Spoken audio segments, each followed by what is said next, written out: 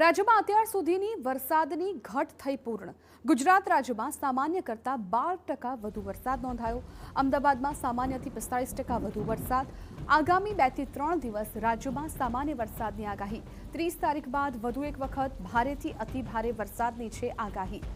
તો ગુજરાત રાજ્યમાં સામાન્ય કરતાં 12% વધુ વરસાદ નોંધાયો છે। અગાઉ જે પ્રકારે આગાહી હતી વરસાદના ઘટની એ ઘટ પૂર્ણ થઈ ગઈ છે અને હજુ આગામી દિવસોમાં સામાન્ય વરસાદની આગાહી व्यक्त कराई છે।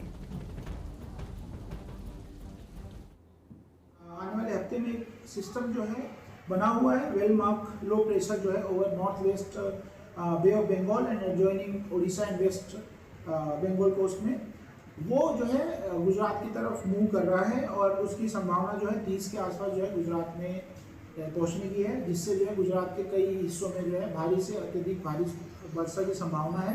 तो अगर हम बात करें ये